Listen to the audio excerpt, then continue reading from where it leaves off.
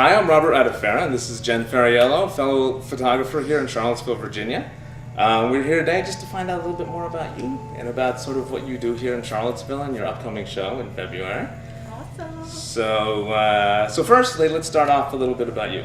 Tell me about Jen Fariello, the photographer. Ooh, okay, well, what do you want to know, Robert? All right, this is How'd I get started? How'd you get started in photography? I loved photography in high school. I accidentally bought black and white film. I'll never forget this, actually. I bought black and white film from CVS, I think it was called People's at the time, and put it in my mom's camera and just kind of brought my camera to a party one weekend, took pictures, you know, got the film back and was shocked. I got the pictures back and I looked at them and I was like, what you know, I remember doing all these things with red roses and my girlfriends in their like dark lipstick with their black hair. This was in high school? Yeah, sort of like really gothic. I mean, I remember vividly shooting these pictures, these red roses, and then when I got them in black and white, it was so not what I expected, but it was so much better than what I had even imagined that I was hooked. I was like, this is the most beautiful thing I've ever seen, and this is what I want to do. And was it then you decided you actually wanted to be a photographer as a profession? No, because I didn't think you could do it for. I mean, no. Because that was in the 80s at that point. To you me, were what, 16? No, that would be. I guess it would be late 80s, Uh-huh. early 90s. I'm not that old.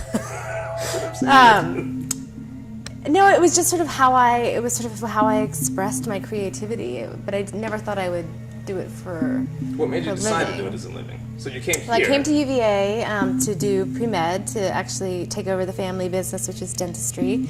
And the typical pre-med curriculum at UVA is, you know, you're a bio major or an organic chemistry major, and you know, you do all that, and kind of that's what you do. And I did all that, but that wasn't sort of my heart and soul and my passion, and I really wanted something else as my major. And so I started to look into, you know, I knew I loved photography. I mean, I had a dark room, at this point I had a dark room at home. You know, my free time I spent printing pictures, but it was always just for me. And I decided to look into the art classes at UVA and fell in love with my professor, Holly Wright, and we just clicked. I mean, her work is amazing and inspiring and just kind of touched me to the core, and she just really nourished the passion I had for photography and really encouraged me, and I was hooked. You still keep in touch with her? Mm-hmm. Because she's local still? She is local. She no longer makes pictures, but she still lives here. Cool. So you graduated from school, and then what did you do right after college? Where was your first job after school? Well, I'll never forget, I still was pre-med, and I was going to go to dental school, but I had to have a senior show as part of a studio art major. I was a studio art major and a biology minor, and as part of, you know, finishing that curriculum, you had to do a senior show. And before you do your senior show, you have to present that work to the entire art faculty. And so I remember that day where I presented all my work to, you know, I mean, professors that I had seen but had never taken classes with, and several of them I had taken classes with. And, you know, I presented my work, and they all kind of came up to me after and just gave me the most encouraging words, and asked about what my plans were. And when I told them, you know, dental school, and one by one, they all, in their own way, told me I was making a mistake and that I really needed to. What was your show? Do you remember what your? Yeah, I do remember my show. What was It was very graphic, very close, black and white images of mouths for the most part. Very sensual pictures. I've always been drawn to the close-up. Right. And so, yeah, they just kind of put this seed in my mind that maybe I didn't have to be a dentist. Maybe I could be a photographer.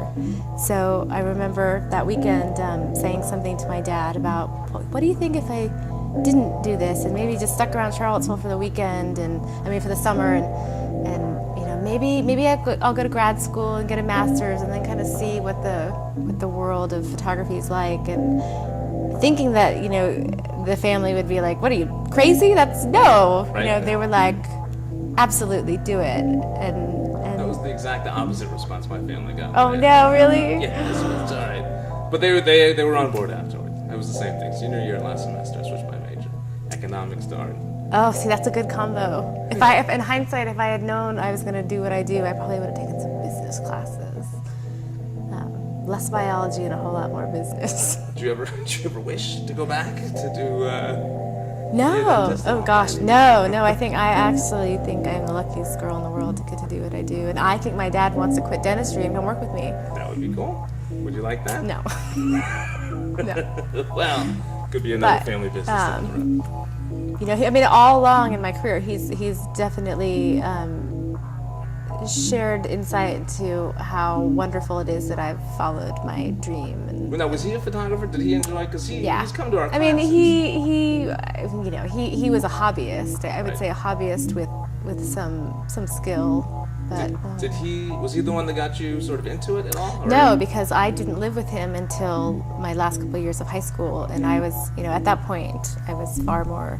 It was already sort of my passion, but he just encouraged it. I mean, I remember Christmas. I would open up my Christmas presents, and it would be boxes of Ilford paper, and it would be, bricks of film. I mean, that was sort of it was what I did. I took pictures. It was sort of my fun.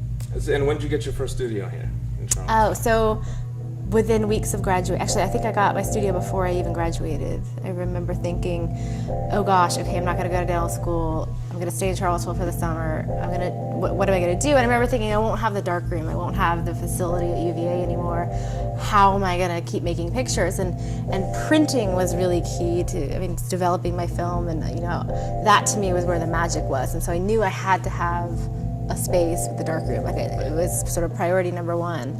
And so I started looking in the Cville Weekly, and I remember in the classifieds there was for rent on the downtown mall, and it said something, it said blah, blah, blah, blah, blah, blah, blah, blah, blah, and darkroom. And I thought, oh my God. And so I checked out the space, and the darkroom was the bathroom. It was an office, and in the bathroom, so it just happened to be the old Cville Weekly office, and they were moving out. And they'd used one of the bathrooms of this old restaurant space as the darkroom for the newspaper. That's not the one underneath the Jefferson. It is, yeah. So the darkroom was kind of lame, but I loved the space. It was this kind of dungeon, this huge 2,500 square foot dungeon. And the fact that it had this sort of bathroom, darkroom, it's kind of made it work a little bit, but it really was a sucky darkroom. Right. But I just remember saying, to Hall Spencer, who was the owner of the building at the time and also the editor of Cville, I love it, I want the space, how much? Right. And I kind of told him what I did and what my idea was, and my idea was to kind of take all this space, and all the other people who were graduating with me, I knew that they didn't have anywhere to do their work either. Right. And so I thought, well gosh, this is way more space than I need, maybe they need space too. Sorry. And so I told him about my idea, and he said $50 a month. And I was like, are you kidding? And I was just like, sold, signed. And he's like, well, just give it a try for a couple months at $50 a month. And it was a dungeon. I mean, it was a pretty, yeah, it was a dungeon. But it also was, this was 1996, and the downtown mall had, I would say, about 60% vacancy. Right. I mean, it wasn't the downtown mall that we know now. It was, it was kind of a scary place. It was a depressed place. And how long were you there for? So I spent 5 years in that space. And then you moved to? And then I moved into this studio in 2001. And how much were you working back then? Like when you first got that studio, or were you actually shooting for yourself at that point? Yeah. I mean, I didn't know how I was going to make a living. I mean, it was just, I needed a place to work. It wasn't about, anything except I just needed a dark room to fulfill sort of my passion. And I was really only going to stay around for the summer and then go to grad school. And I thought the only way to make money in photography was to become a famous fashion photographer in New York, to be a successful gallery photographer, or to teach. And so, I thought I would go teach. Oh, okay. And here I am, 16 years later. That's very cool. So when I graduated from school, it was the same thing. Like I didn't know, I always swore I would never do commercial work. I was just going to be an artist, and that was it. A year at my parents' house, that just didn't work. Nobody was buying any of my stuff, so I said, okay, I'm going to shoot a wedding. Loved it, and then started doing that. What year was this? That was in 1993. So I didn't know if that you had that sort of same reaction after, because I swore that I would never do commercial work, because that was, back then also, that was a sellout. Like if you were a wedding photographer, it was more of a trade. Oh yeah, I remember you didn't even, in my mind, like I didn't even, look at what, wedding, it wasn't part of the vocabulary. It was years before I did a wedding. Because, I mean, I remember seeing some of your stuff back then also and thinking, because back then there was, I mean, when we started here in the early 90s, there was like 4 or 5 photographers here.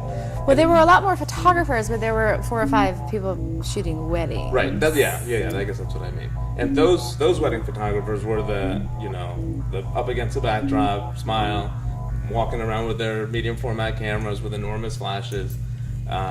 And I knew nothing about that world. I was just flash on camera. I've taken pictures at my family's parties. Let's do weddings the same way. Mm-hmm. And you were doing the same thing then.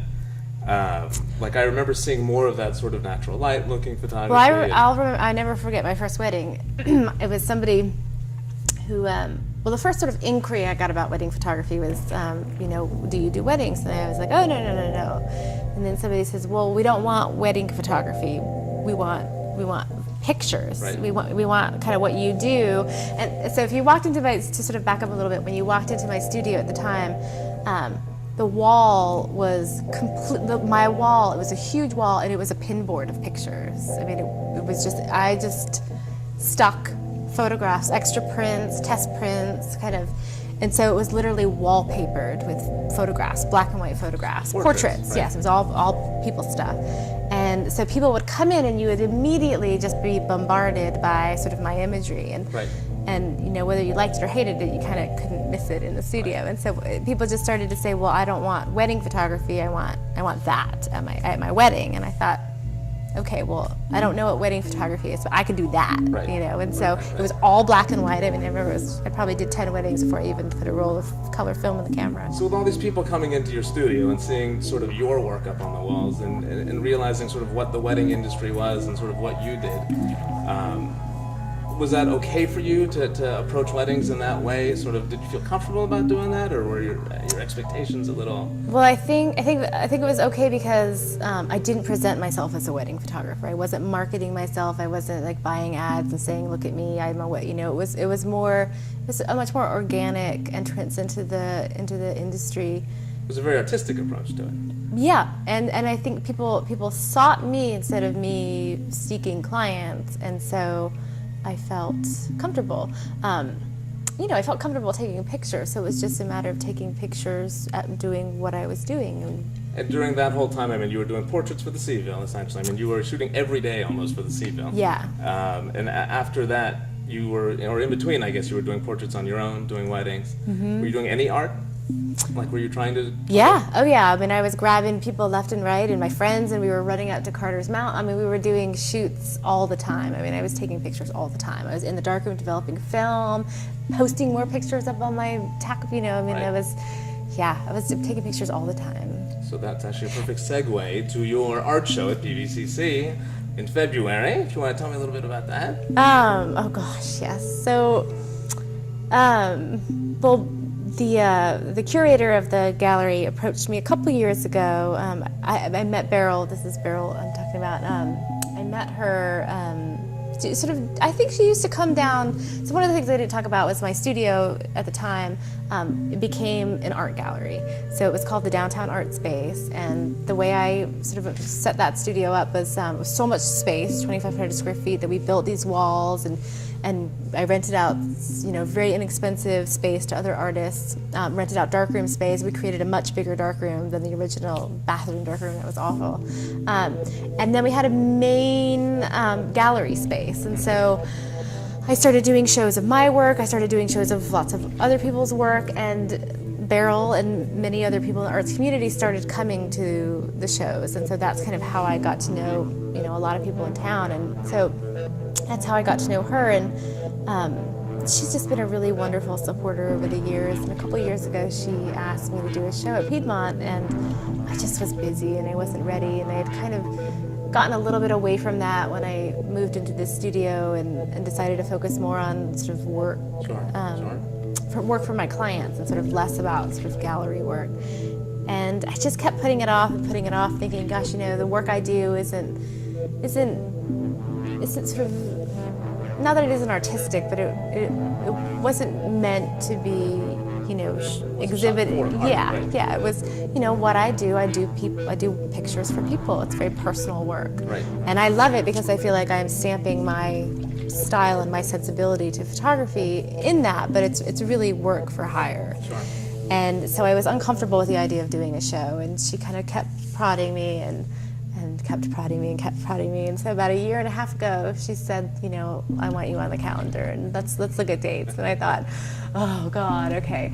And February 2012 was as far off in the calendar as we could go. And so I said, oh, I'll do that one.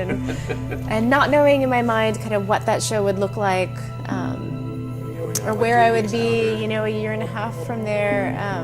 And I just committed to it. And so I had my busiest year ever in 2011, and fortunately I've been busy every year of my business, but it was really, really insanely busy last year, and thankfully so. And, you know, December rolls around and I'm like, oh my God, I have a show going up. Right.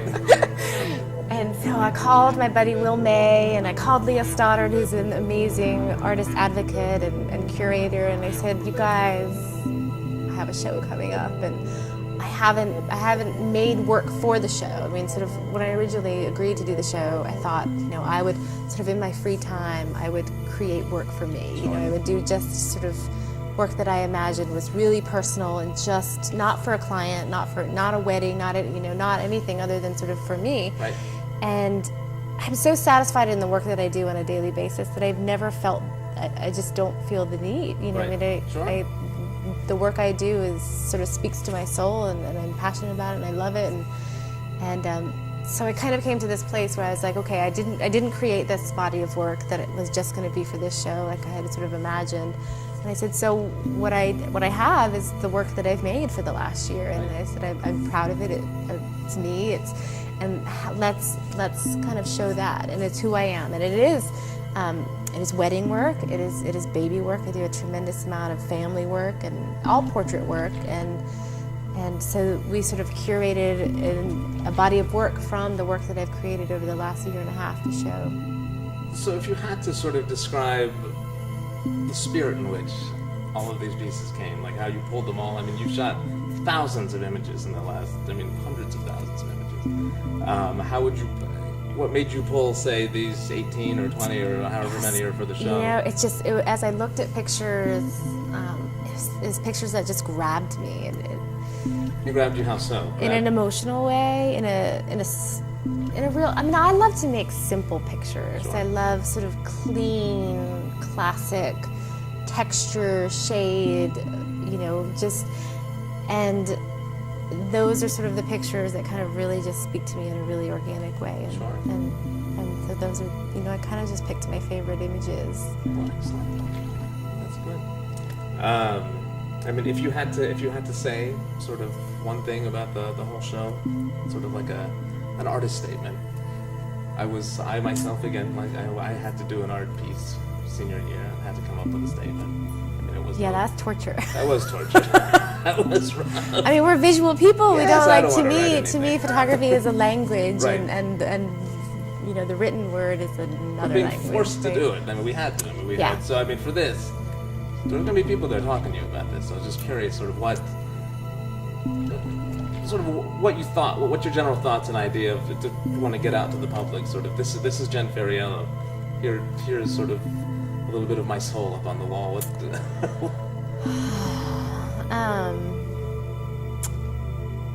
Really, it's just to me, it's stripped down work. It's raw. It's classic, clean, simple, organic imagery. And I do see. I mean, with all of your work, with your wedding work, even with your commercial work, I can see very much. I mean, I've gone on many shoots with you, and I see that sort of that just runs through in everything you do. It's just very simple, clean, and classic, and it really comes back to true photography. I mean, the fact that you shoot film is beautiful.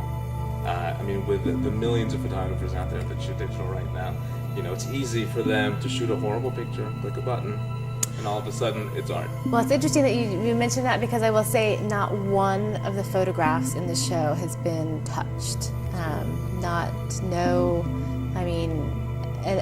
I think that goes back to what I was saying about just sort of how I respond to really simple photography. You know, nothing the images are either straight, and I would say it's about 60% film images and 40% digital. It is a mix, some medium format, some 35. but it's all, to me, straight photography. And I mean that's true for all of your work. I mean that's what you do. I mean this is what I see at least in your wedding work. I mean in your portraiture definitely. I mean you can have. I mean you have photos. I have a few here of a mouth, which I love. You know. Yes, it's always been. It's been quite a recurring theme in my work. The arm with the baby fat. I mean just beautiful. And these are, to me at least, this is what life is. It's the little moments that you kind of overlook and don't see, and that's what you do. You capture those sort of little tidbits that are hopefully forever people's memory, which is nice. I mean, I do love, even as a photographer, I try to get that with my kids, but for somebody to get that, for me, being seen through somebody else's eye, I mean, I think that's a great sort of gift that you've given to all of your clients over the years. So, with all that being said, that is something that can be taught, hopefully, a little bit. And you also, along with myself, we do workshops. Right. You want to talk a little bit about those? Yeah. So I think it's just been a natural progression to kind of teach photography. I taught photography for a number of years at Woodbury Forest. Black and white darkroom photography is what we taught.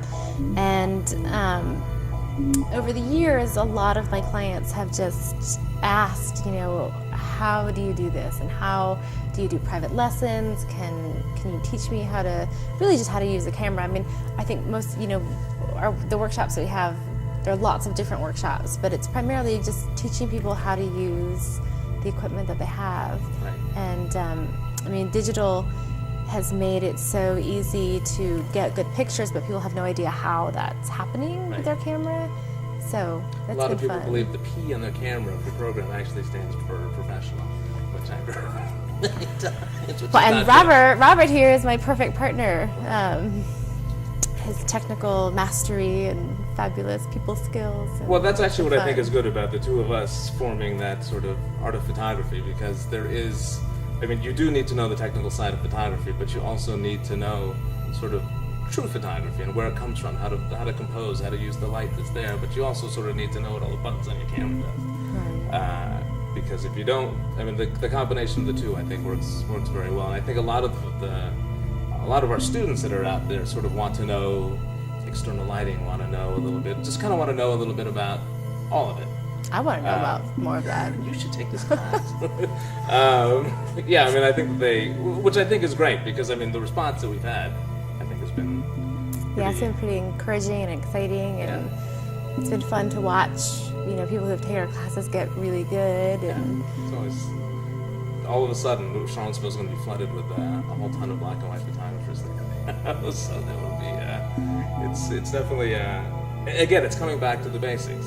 I mean, all of my parents' wedding pictures, they were all black and white. They were beautiful. They were gorgeous shots. There was no blurred out Photoshop background. If it was a blurred background, it's because they were shooting it too late. It wasn't sort of an afterthought. So again, I mean, I think hopefully, I'm hoping that our workshops will be able to spread the photo vibes out there. Yeah. So we've had 3 workshops so far. We've had one at Pippin Hill, one at Fat Cat Farms, and one at your house. That was one for kids. Right. How to photograph kids. What's next? Yeah, what is next? So I'm thinking we should probably have one of the things that I think a lot of people are trying to learn right now is literally flash photography, just flash on camera. On camera. To figure out how to shoot receptions. Like that is one of the biggest problems I think a lot of people are finding. They have this $5,000 camera with a $500 flash, and a lot of them they're not quite sure how to shoot those. I mean, one of my thoughts would be to actually have a sort of a faux wedding, like a faux reception. We could even be there, all of us sort of enjoying an evening, but trying to... I think we should just encourage all receptions to be in the day, outside, natural light, all the way. Those are the only ones nobody needs to worry about flash, cut the cake in the daylight, beauty, like the return of the luncheon wedding. Yes. When I started weddings, they were all more afternoon weddings, and I haven't had an afternoon wedding in probably 10 years. A lot of the bar mitzvahs I shoot are afternoon, really? Which are nice. Yeah, because you're done by 4, and you can go home, and that's perfect. It's nice. Yeah, it is kind of perfect. But I mean, again, for now, ideally, it would be nice to sort of. We still have to find a location. I think one of you had mentioned. Yeah, I've got something in mind, and But yeah, so I think the next one will be really exciting in July. Right. I think we talked about, yeah. Think about it. But we still have our classes that are going on all February and March. But yeah, this is the next big exciting shooting workshop. It's going to be. I feel like it's getting harder and harder to be original. Absolutely. I mean, if you come up with a cool idea and that nobody's ever done it, I wouldn't post it. Because, I mean, seriously, if you post an image, I mean, you have 1,000+ followers on Facebook. You know, of those 1,000, 500 are probably photographers. They're gonna like it. They're gonna. But what's the fun in creating an image if nobody ever sees it? Or nobody appreciates it. Well, before, when you used to do it, it was just for your client, and then for them to actually see.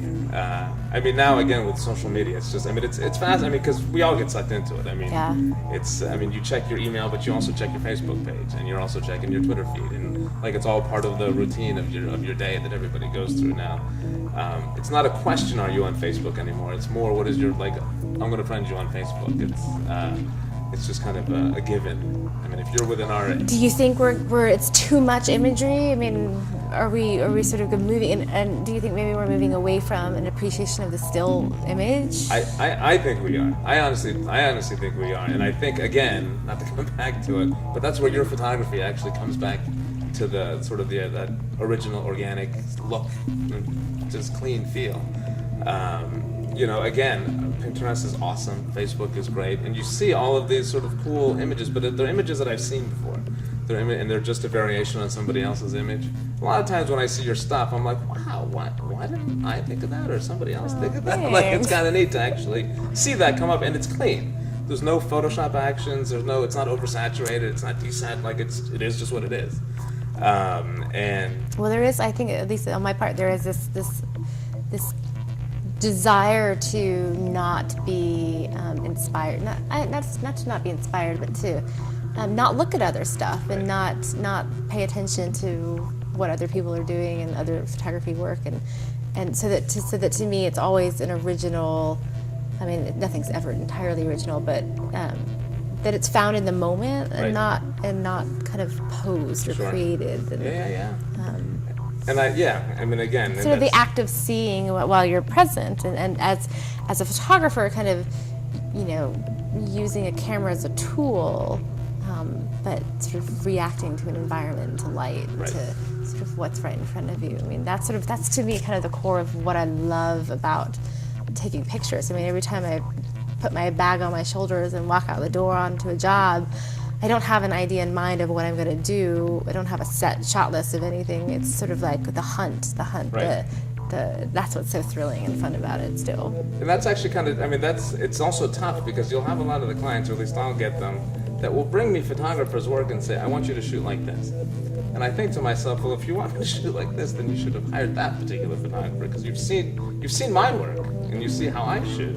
This is, I don't mind taking a handful of photos this way, or taking a few photos that look like this, but it's more like each photographer should have their own style. Actually should be the next name of our workshop. Making photos, I like that.